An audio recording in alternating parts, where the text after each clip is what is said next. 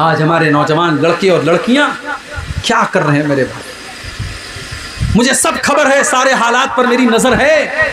जलसा हो रहा है, तकरीर यहां हो रही है, नौजवानों की बड़ी तादाद औरतों के पिंडाल के पास क्यों खड़ी है भाई, क्यों खड़ी? दुकानें लगी हुई हैं, जवान लड़कियां वहां पे खरीदारी कर रही हैं और लड़के उनके आसपास में मंडला रहे। क्यों मंडला रहे? हम सब समझते हैं मेरे प्यारे साथी, और आपको अपने लड़के और लड़कियों पर नजर रखनी चाहिए। कयामत के दिन पूछा जाएगा आपसे कि आपको इतनी लंबी दाढ़ी थी, माथे पर सज्जे का निशान था, रातों को तहज्जुद पढ़ते थे आप, और आपकी जवान बेटी रात को 2 बजे मोबाइल पर किसी से बात कर रही थी, आप क्या कर रहे थे? माँ से पूछा जाएगा, तू तो पर्दे में निकलती थी, तू तो चेहरा ढांप करके निकलती थी, तेरी 19 साल की 18 साल की लड़की मेकअप करके सज करके सवर करके बेपर्दा निकला करती थी। तू तो 50 साल की बुढ़िया है, तू तो 60 साल की बुढ़िया है, तू तो अगर बगैर पर्दे के भी निकलेगी तो कोई बहुत बड़ा मसला नहीं है, लेकिन 18 साल की 20 साल की तेरी जवान बेटी बगैर पर्दे के निकल रही थी। मेरी प्यारी माँ बहनों, कल कयामत के दिन आपसे पूछा जाएगा, आपकी बेटी के बारे में आपसे पूछा जाएगा, आपकी बहन के बारे में आपसे पूछा जाएगा, आपकी औलाद के बारे में आपसे पूछा जाएगा। अल्लाह कुरान में कहता है, या अय्युहल्लज़ीना आमनू कू अनफुसकुम व अहलीकुम नारा, ऐ ईमान वालों, अपने आप को और अपने घर वालों को जहन्नम की आग से बचाओ। मेरे नबी ने अपने आखिरी टाइम में वसीयत की कि अपने मातहतों का ख्याल रखो। जो तुम्हारे मातहत हैं, तुम्हारे बीवी है, तुम्हारे बच्चे हैं, तुम्हारे नौकर चाकर हैं, तुम उनका ख्याल करो। वो तुम्हारे गर्दन पर अल्लाह ताला की बहुत बड़ी जिम्मेदारी है, अल्लाह ताला की तरफ से, तुम उनका ख्याल करो। क़यामत के दिन तुमको उनका हिसाब देना है। मेरे प्यारे साथियों, अगर हम मोहब्बत का ये मेयार अपने नबी के ऊपर इसको सेट करें, अगर हम अल्लाह के प्यारे नबी के अंदर देखें कि कौन सी खूबियां आपके अंदर मौजूद हैं, तो हम ये देखते हैं कि दुनिया की कोई ऐसी खूबी नहीं है, कोई ऐसा कमाल नहीं है जो अल्लाह के प्यारे नबी के अंदर मौजूद ना हो। आप हर खूबी के मालिक हैं, हर अच्छी चीज आपके अंदर मौजूद है। आपकी सीरत और किरदार तो इतना बेहतरीन है कि अल्लाह तबारक व तआला आपके किरदार की तारीफ करता है। कुरान में अल्लाह फरमाता है, व इन्नका लअला खुलुकिन अज़ीम, ऐ नबी आप बड़े अजीम अखलाक के मालिक हैं, आपका अखलाक बहुत अच्छा है।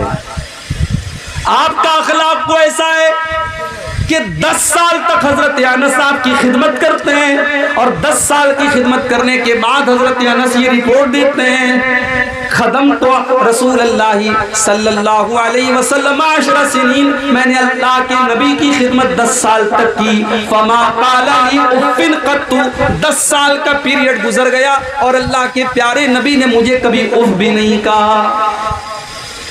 10 साल कोई मामूली मुद्दत नहीं होती। 10 साल तक मैंने अल्लाह के नबी की खिदमत की और 10 साल में कभी ऐसा नहीं हुआ कि अल्लाह के नबी ने मुझे कहा हो, उफ कहा हो। किसी को तकलीफ पहुंचाने के लिए सबसे हल्का लफ्ज अरबी जुबान में क्या होता है? उफ। इसीलिए अल्लाह ने कुरान में कहा कि अपने वालिदैन को उफ भी मत कहो। हजरत अनस कहते हैं कि 10 साल में अल्लाह के नबी ने मुझे कभी उफ भी नहीं दिया। कभी ऐसा नहीं हुआ कि मैंने कोई काम किया हो और अल्लाह के नबी ने फरमाया हो कि ऐ अनस तूने ये काम क्यों किया, और कभी ऐसा भी नहीं हुआ कि मैंने कोई काम नहीं किया और अल्लाह के नबी ने फरमाया कि ऐ अनस तूने ये काम क्यों नहीं किया। ये मेरे नबी का अखलाक। सच्चे इतने थे कि आपके बड़े बड़े दुश्मन भी कभी आपको झूठा न कह सके। अमानतदार इतने थे, जब मक्का से मदीना आप जा रहे थे, लोग आपके खून के प्यासे थे, लोग आपको जान से मार देना चाहते थे, मगर उस वक्त भी मक्का वाले अपनी अमानत अगर किसी के पास रखवाते थे तो जनाब मोहम्मद रसूलुल्लाह सल्लल्लाहु अलैहि वसल्लम के पास रखवाते थे। बहादुर इतने थे कि जंग के मैदान में जब सारे लोग मैदान छोड़ के भाग जाते, अल्लाह के नबी मैदान जंग में खड़े रहते और कहते अनन नबियुल ला कज़िब अना अब्दुल मुत्तलिब, ओ लोगों मैं अल्लाह का सच्चा नबी हूँ, मैं अब्दुल मुत्तलिब का बेटा हूँ, मैं झूठा नहीं हूँ, ओ लोगों मेरी तरफ आ जाओ। अल्लाह के नबी मैदान जंग में डटे रहते थे। बहादुर इतने। सखी और फैयाज इतने थे कि कभी आपने किसी को ना नहीं कहा। जब भी आपसे किसी ने कोई चीज मांगी आपने कभी किसी को ना नहीं कहा। एक सहाबी अल्लाह के नबी के पास आते हैं, अय अल्लाह के नबी, मैं एक चादर आपको गिफ्ट करना चाहता हूं, मैं एक चादर आपको देना चाहता हूं। एक हदीस में कि औरत आती है, सहाबी आती है, अय अल्लाह के नबी, मैं आपको एक चादर देना चाहता हूं। उसने एक बेहतरीन चादर अल्लाह के नबी को ला करके दे दी। इत्तेफाक से अल्लाह के प्यारे नबी के पास उस वक्त कोई और चादर नहीं थी, आपको चादर की जरूरत भी थी। आपने उस चादर को कबूल कर लिया और उस चादर को आप पहनने लगे, ओढ़ने लगे। एक सहाबी की नजर पड़ गई, अय अल्लाह के नबी ये चादर बहुत अच्छी लग रही है। अय अल्लाह के नबी, क्या आप अपनी चादर मुझको गिफ्ट कर देंगे? क्या आप अपनी चादर मुझको दे देंगे? अल्लाह के प्यारे नबी ने अपनी चादर को उतारा और सहाबी को दे दिया, फौरन उतार करके दे दिया। दूसरे सहाबा ने उस सहाबी से कहा, तूने ये अच्छा काम नहीं किया, तू जानता है कि अल्लाह के प्यारे नबी को चादर की जरूरत है, आपके पास कोई दूसरी चादर नहीं है, और तू ये भी जानता है कि अल्लाह के नबी किसी को ना नहीं करते। जब नबी से कोई चीज मांगी जाए तो नबी किसी को ना नहीं करते, तूने क्यों नबी से ये चादर मांगी? वो साहबी कहने लगे, ओ लोगों, मेरी तरफ गलत नजरों से न देखो, मैंने ये चादर क्यों मांगी है, जरा मेरा मकसद भी तो सुन लो, मैंने ये चादर क्यों मांगी है। रजा उसूल बरकतिहा, मैंने ये चादर इसलिए मांगी है क्योंकि इस चादर को जनाब मोहम्मद रसूलुल्लाह ने पहना है, और मैं ये चाहता हूं कि मैं इस चादर की बरकत हासिल कर लूं, क्योंकि ये चादर नबी के जिस्म के ऊपर गई है, अल्लाह के प्यारे नबी ने पहना है, इसलिए मैं चादर मांग रहा हूं, और मैं इस चादर को अपना कफन बनाना चाहता हूं। मैं चाहता हूं कि जब मेरा इंतकाल हो जाए, जब मैं मर जाऊं, तो इसी चादर में मुझे कफना दिया जाए। ये अल्लाह के नबी का अखलाक। गाली का जवाब आपने गाली से नहीं दिया। आजकल सोशल मीडिया पर एक पोस्टर बड़ा वायरल हो रहा है। हमारे भाइयों ने जो 12 रबीउल अव्वल को ईद मिलादुन नबी मनाते हैं, उन्होंने एक बहुत बड़ा सा पोस्टर निकाला था, बैनर कहीं लगाया था, और बैनर पर लिखा था वहाबी, और वहाबी के आगे गंदी सी गाली थी जो मैं तकरीर में बयान नहीं कर सकता। वहाबी के आगे गाली लिखी थी। क्यों साहब? नबी के चाहने वाले हैं और ये गुस्ताख लोग हैं, ये लोग नहीं मानते, इसलिए हम इनको गाली देंगे। वहाबी के साथ हमने गाली का लफ्ज़ इस्तेमाल किया। ओ लोगों, जरा शर्म करो, जरा शर्म करो। जिस नबी की मोहब्बत के नाम पर तुम आज दूसरों को गाली दे रहे हो, उस नबी ने अपनी जुबान से कभी गाली नहीं दी। उस नबी का हाल तो ये था। अम्मा आयशा फरमाती हैं, माँ कान रसूलुल्लाह सल्लल्लाहु अलैहि वसल्लम फाहिशन वला मुतफाहिशन, अल्लाह के प्यारे नबी ने कभी अपनी जुबान से गंदा लफ्ज इस्तेमाल नहीं किया, कभी गाली के जवाब में भी आपने गाली नहीं दी। वला सख्खाबन फिल अस्वाक, अल्लाह के प्यारे नबी बाजारों में चीखने चिल्लाने को पसंद नहीं करते थे। हो लोगों, जो नबी बाजारों में चिल्लाने को पसंद नहीं करता था, आज उस नबी की मोहब्बत के नाम पर आप डीजे बजा रहे हैं, सारे गांव को सुना रहे हैं, सारे घर वालों को, सारे मोहल्ले वालों को सुना रहे हैं, रास्ते बंद कर रहे हैं। आज मेरे पास वीडियो आया है मुंबई का, बड़े बड़े बड़े डीजे बज रहे हैं, गाने बज रहे हैं, म्यूजिक बज रहे हैं। जिस नबी ने म्यूजिक की आवाज सुनकर अपने कानों में उंगलियां डाल ली हो, जिस नबी ने म्यूजिक को शैतान का आला करार दिया हो, आज उस नबी की पैदाइश के जश्न के नाम पर आप म्यूजिक बजा रहे हैं। केक भी काटा जा रहा है। नबी ने तो अपना नाम नहीं काटा। हजरत अली रजी अल्लाह ताला अन्हु सुलह हुदैबिया के मौके पर जब अल्लाह के नबी ने कहा कि मुहम्मदुर रसूलुल्लाह काट करके मोहम्मद इब्न अब्दुल्ला लिख दो, तो हजरत अली ने कहा कि मैं रसूलुल्लाह का लफ्ज नहीं काट सकता। हजरत अली ने तो नहीं काटा, लेकिन आज नबी का चाहने वाला नबी का नाम लिखता है और फिर उसके बाद उसको चाकू से काट भी रहा है। मेरे प्यारे साथियों, गौर कर लो कि आज मोहब्बत के नाम पर हम कहां जा रहे हैं। मुझे तो हैरत उनके उलमा के ऊपर, उनके मौलवियों के ऊपर है। वो अपने पेट की दुकानों को चलाने के लिए अपनी आवाम को कैसे गलत रास्ते की तरफ लेकर के जा रहे हैं। ओ लोगों, आओ मैं तुमको बताता हूँ अल्लाह के नबी से मोहब्बत का क्या मतलब है। अल्लाह के नबी से मोहब्बत किस चीज को कहते हैं, जरा कुरान का सूरह तौबा की आयत नंबर 24 उठा लो। हम लोगों को बहुत सारे लोग 24 नंबर भी बोलते हैं कि ये वहाबी लोग 24 नंबर होते हैं। आओ 24 नंबर का मतलब समझना है तो जरा हमसे समझो। सूरह तौबा की आयत नंबर 24 उठा, कुरान का 10वां पारा, सूरह तौबा की आयत नंबर 24। अल्लाह फरमाता है, कुल इन काना आबाउकुम व अबनाउकुम व इख्वानुकुम व अज़वाजुकुम व अशीरतुकुम व अमवालुन इक़्तरफ़्तुमूहा व तिजारतुन तख़शौना कसादहा व मसाकिन तरज़ौनहा। अल्लाह ताला ने 8 चीजों का नाम लिया। बड़े गौर से सुनिएगा, मेरे पास सिर्फ कुरान और हदीस है, कोई तीसरी चीज नहीं है मेरे भाइयों।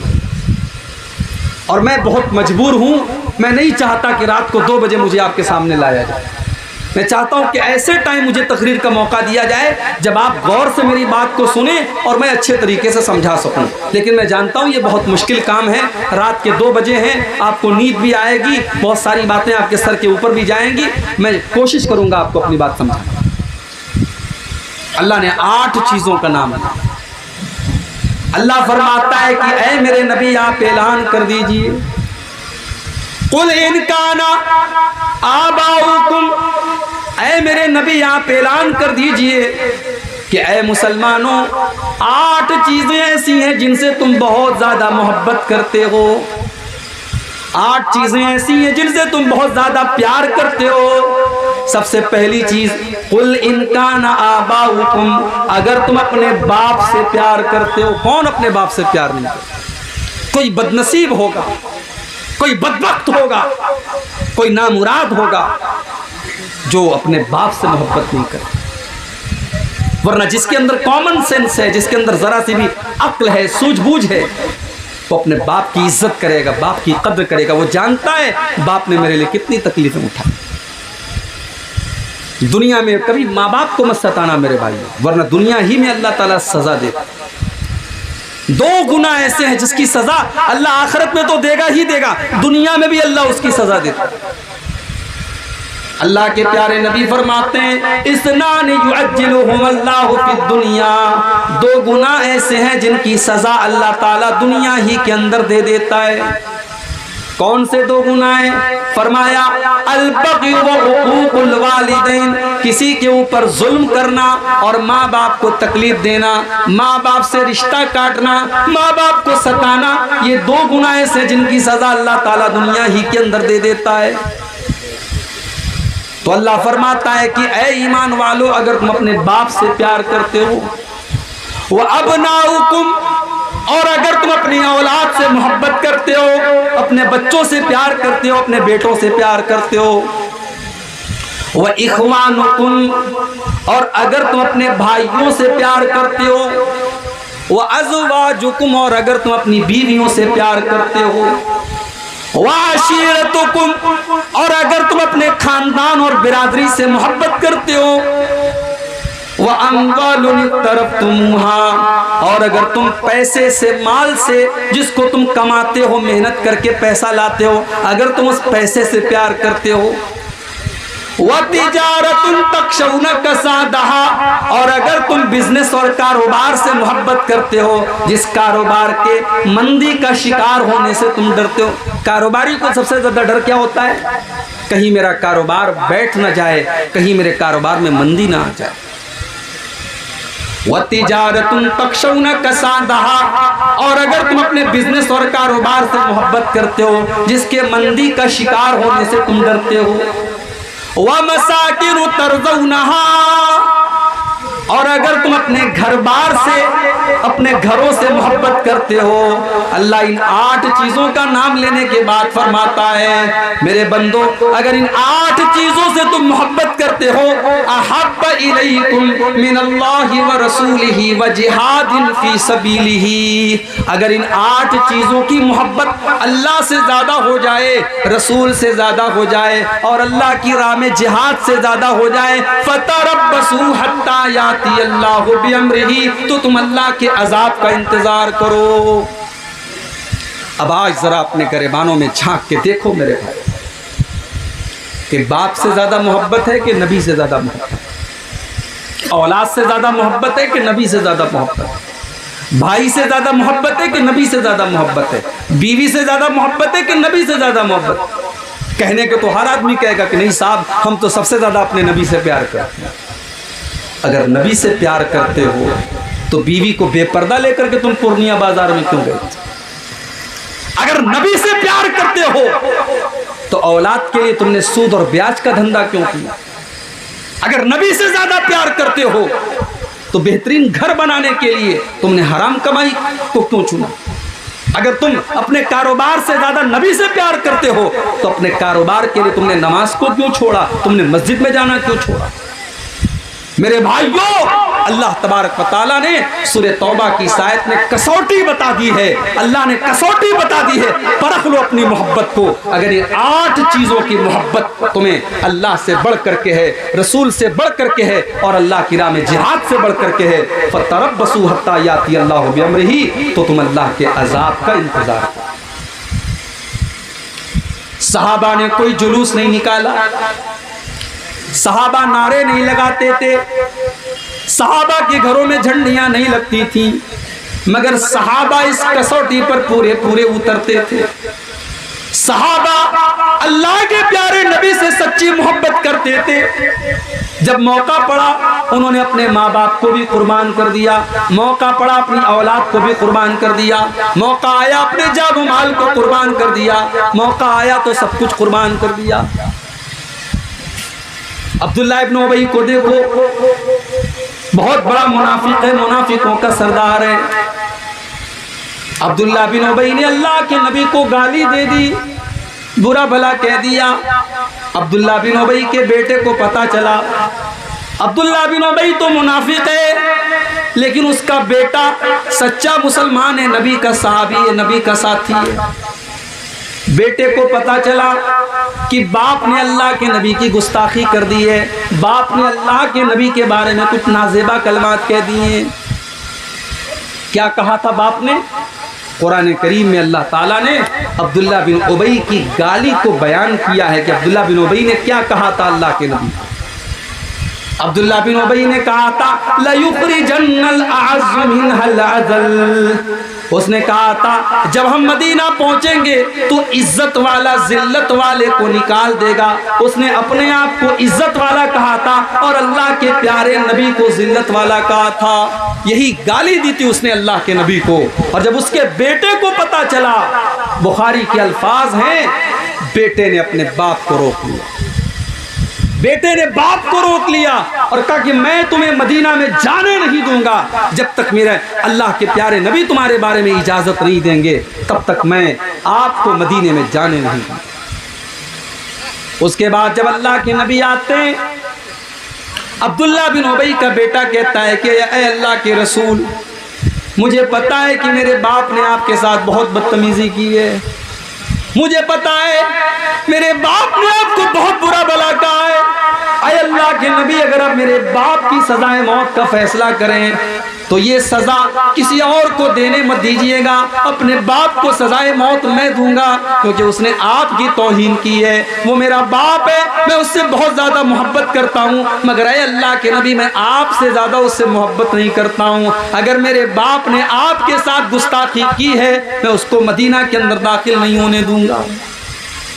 ये थे नबी के सहाबा, ये थे नबी के सहाबा और ये थी मेरे प्यारे साथियों उनकी मोहब्बत रसूल।